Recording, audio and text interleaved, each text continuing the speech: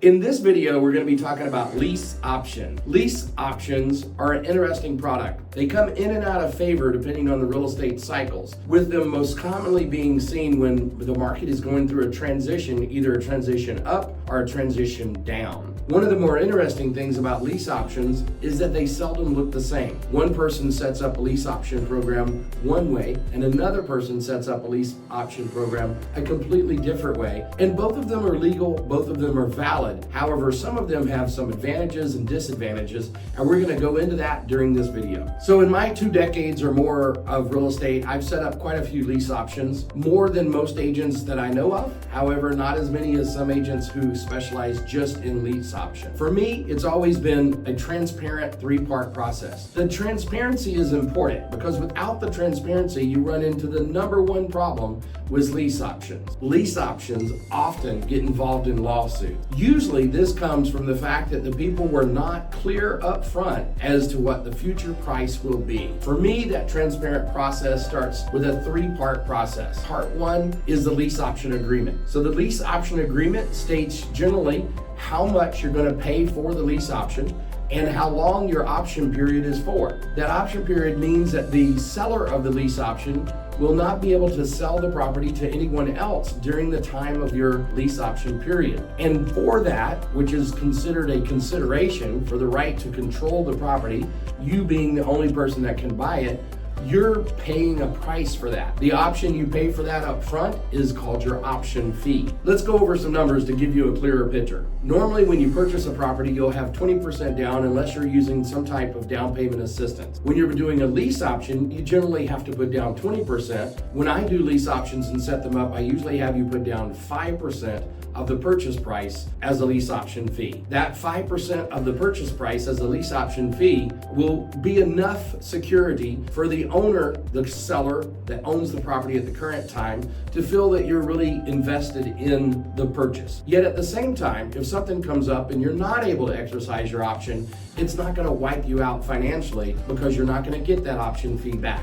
That is the biggest thing to remember from the buyer side, is that any monies that are called option fee are generally not going to be returned to you if you do not exercise that option. So instead of putting 20% down and buying a property, you put 5% down to secure the right to buy that property for some time in the future. Now, when I set these up, generally make that sometime in the future be at least 2 years. Why 2 years? Well, normally there's a problem that you're not able to solve in the short term that you'll think you'll be able to solve in the long term.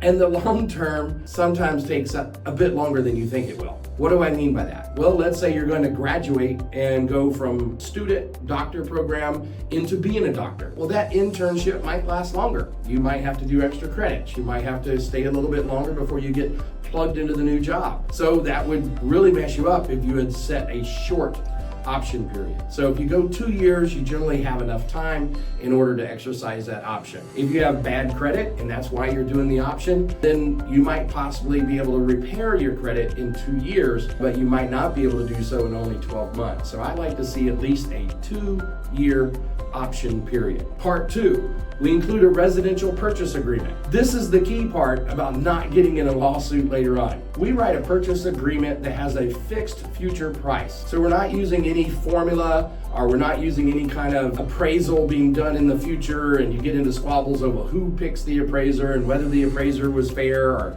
all these types of things is what lands people in a lawsuit. What you do is you pick a price that you're going to be happy with as a seller, and that a buyer feels is a reasonable amount of gain for that property in the future. And if it comes time to exercise that property and you're off on the numbers, then you just simply don't exercise your option. But that price is going to be predetermined up front. There's not going to be a prepayment penalty. So let's say that you have a 2-year option and you win the lottery and you decide to buy it in 3 months. There's no prepayment. You can exercise that option at the fixed price anytime in the period of your option agreement, which is normally 2 years when I do them. So there's no surprises. The surprises, the things that people don't expect, that's what winds up in a lawsuit. You know, lawsuits are really funny. I read an article the other day about a lady who's in a lawsuit. She's going to lose the lawsuit, and she says she's going to come back and sue again and sue again. One of her quotes really struck me. It said, "I will sell a kidney if I have to keep these lawsuits going." That's why you don't want to get involved in a lawsuit, is because once you're involved in a lawsuit, there is no winning. No one actually wins lawsuits, in my opinion. The only winners are the ones who don't get in the lawsuit in the first place. So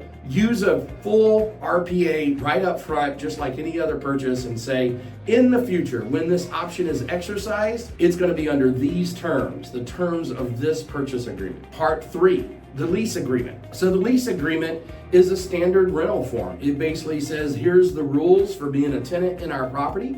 You're going to be a tenant for this amount of time until you exercise the option. And your tenancy ends at this amount of time. So you'd usually want that tenancy to run the full 2-year period, not just the standard 1-year period, or you would do it with a 1 year and give the tenant the right to renew it for the second year. You want to make sure that it's easy for you guys to break up if you want to. Everything related to getting into contract is discussed up front, and everything related to getting out of contract is already contained within those contracts, so there's no surprises down the road. Normally, the way I do the leases, I would set up about 25% of whatever that payment is every month to go to an option fee.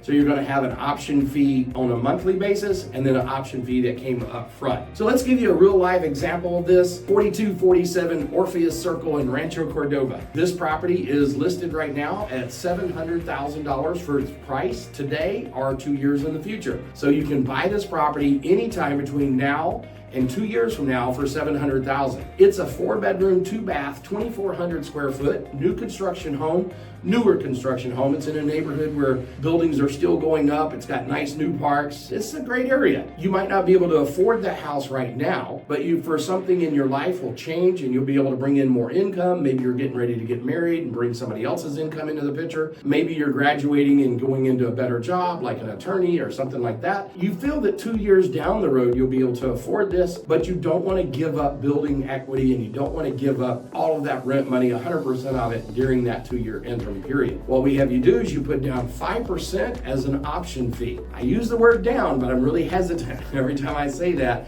I cringe inside. It is not a down payment. It is an option fee. You never get that money back. So $35,000 is being paid for the option in order to hold that property at that price no matter what the market does. If the market goes up 5% in the next 2 years, that would be a 10% gain, and you would see that value go up $70,000, but your property is staying at $700,000, not going to $770,000. So that's the value of what you're paying for. In this case, you would have monthly rent of $3,000 and an option fee of $1,000 for a total of $4,000. The rent in this area would probably run you about $3,500 a month. And so what they're doing is they're saying you pay $4,000 and we'll meet you in the middle. We'll take $500 of that normal rent and credit it towards the option fee, and then you're paying an extra $500 to go towards that option fee. Well, why do you do that? Well, at the end of the 2-year period, if you have $35,000 down and you've got $1,000, I did it again, $35,000 paid as an option fee, and you have $1,000 adding to that option fee every month, then you would have $59,000 saved up, and that's going to be credited to you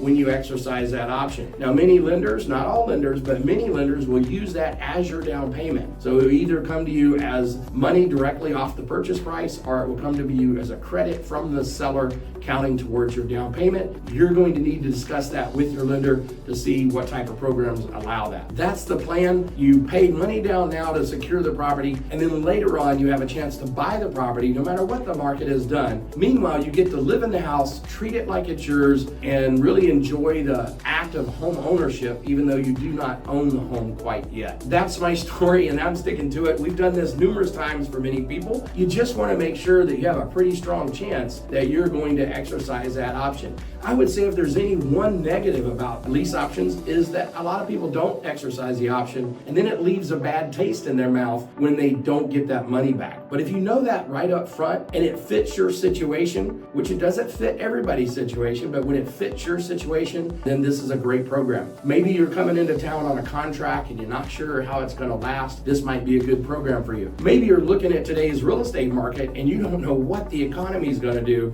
You want the joys of home ownership. You don't want to be a renter, but you at the same time, you're not 100% convinced that this is going to be the right move. So these are situations that would work for you. If you have any questions about this, feel free to give me a call. My direct number is 916-225-7777. I've met people who are a lot busier than me, and they give out their phone number, so I want you to have it as well. Have a great day.